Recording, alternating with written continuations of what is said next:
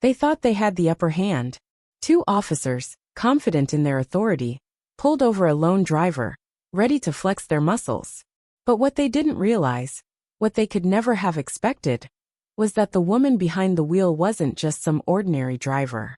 She wasn't just another face on the road. No, she was their new boss, the chief of police. And this simple traffic stop? It was about to turn their world upside down. Kendra Hayes had always been a woman of quiet strength, a woman who had learned the art of resilience in the face of adversity. She had seen it all, the bias, the stereotypes, the relentless barriers, but she never backed down. Today was the culmination of years of hard work, years of fighting for a seat at the table, and it was her first day as the chief of police in Cedarview. She had fought tooth and nail to get here, battling against a justice system that seemed designed to hold her back.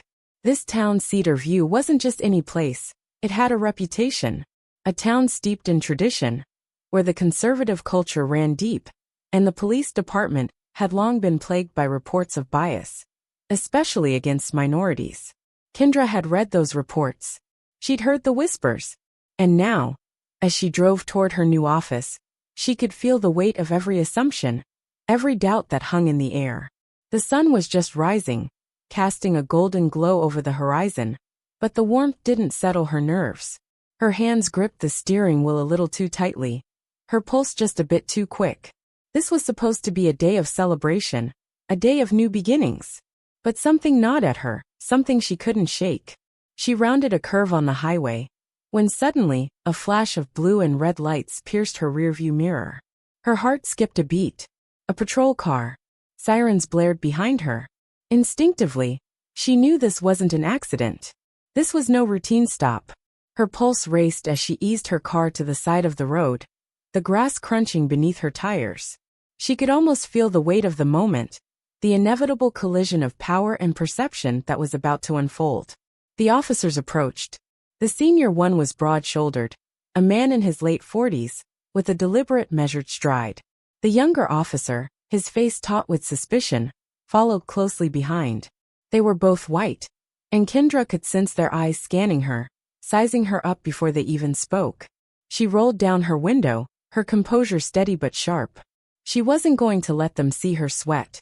License and registration, the senior officer demanded flatly, his voice carrying an authority that felt too rehearsed, too practiced. Kendra reached into the glove compartment and handed over the documents without a word. She'd learned long ago that silence was her best weapon in these situations, a way to maintain control. She met the senior officer's eyes as she passed the papers, but his gaze flickered, just for a moment. He narrowed his eyes slightly, but didn't speak. The younger officer, however, wasn't as composed. "What brings you out here?" he asked, his voice laced with suspicion. "This area's not exactly safe, if you know what I mean." Kendra's stomach twisted, but she didn't flinch. Calmly she responded, "I'm on my way to work." "And where exactly would that be?" The younger officer leaned in closer, his smirk betraying the assumptions he'd already made. Kendra hesitated. She could easily end this farce, reveal her position, and put an end to their games. But she held back.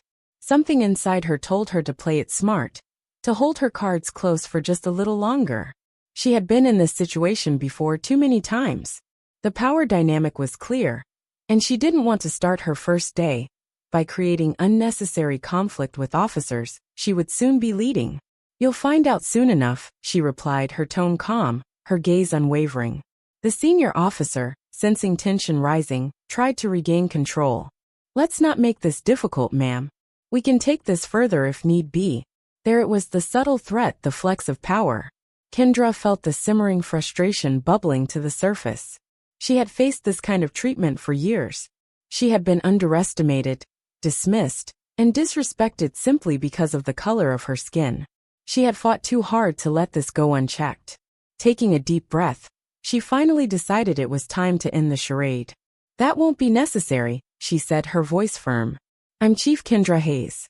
I suggest you rethink how you're handling this situation." The air seemed to freeze. The senior officer blinked, confusion spreading across his face as the realization hit him. The younger officer's smug expression evaporated, replaced by shock, panic creeping into his features. "You're the chief," The senior officer stammered, clearly rattled. Yes, Kendra responded, unwavering. And I'd like to know why I was stopped. And why exactly this line of questioning is happening. For a moment, silence hung in the air. The younger officer fumbled for words, but nothing came out. The senior officer struggled to regain his composure. There must have been a misunderstanding, he finally managed. Kendra cut him off, her tone sharp. No, this isn't a misunderstanding. This is exactly the problem. You stop people like me without cause, make assumptions and flex your authority, because you think you can get away with it. The senior officer opened his mouth to protest, but no words came. Kendra's calm, unflinching demeanor made their actions look even worse. You see, she continued, her gaze never leaving theirs. It's officers like you who make people distrust the system. And it's people like me who are here to change that. Both officers stood in stunned silence, their faces drained of color. The weight of the moment, the significance of what had just unfolded, settled in the air around them. Kendra stepped out of the car, her presence towering as she addressed them. You'll be reporting to me personally for the next few weeks. I'll be reviewing every traffic stop you make. And I suggest you think long and hard about how you handle yourselves from now on. The senior officer finally found his voice. We didn't mean any disrespect, Chief. It won't happen again. Kendra nodded, though she knew his words meant nothing. It would happen again, maybe not with these two, but with others. That was the battle she had to fight. That was why she was here, to root out the deep-seated prejudice that had plagued Cedar View's police force for far too long. Good, she said quietly, before turning back to her car. As she drove away, Kendra allowed herself a moment to breathe. She had won this round, but she knew there were many more battles ahead. Being chief was more than just a title. It was a responsibility. A responsibility to make sure no one else had to endure the injustice she had just faced. Later that day, Kendra gathered the department for her first meeting. The tension in the room was thick as she stood before the officers, her presence commanding the attention of everyone in the room. She recounted the events of that morning in detail, leaving nothing unsaid. I'm not here to embarrass anyone, she began, her voice steady but firm. But I am here to make it clear that this kind of behavior stops now. Every officer in this department will be held accountable for how they treat the citizens of Cedar View, regardless of their race, gender, or background. A murmur swept through the room, but Kendra didn't flinch. She had spent her life fighting for justice, and she wasn't about to stop now. This is your chance to prove that you are the kind of officers who serve with integrity, she continued. But know this, I will not tolerate bias. I will not tolerate disrespect. And I will not tolerate anyone who thinks they are above the law. Her words echoed in the silence of the room. Some officers shifted uncomfortably, while others nodded in quiet agreement. Kendra could tell who was ready to stand with her, and who wasn't. But it didn't matter. She was ready for the challenge. Over the coming weeks, word of Kendra's encounter spread through the community. For some, it was a sign that change had finally arrived. For others, it was a wake-up call. The media caught wind of the story, and soon, Kendra became a symbol of what Cedar View needed. A leader unafraid to stand up to injustice, determined to reform a broken system. But Kendra knew this was only the beginning.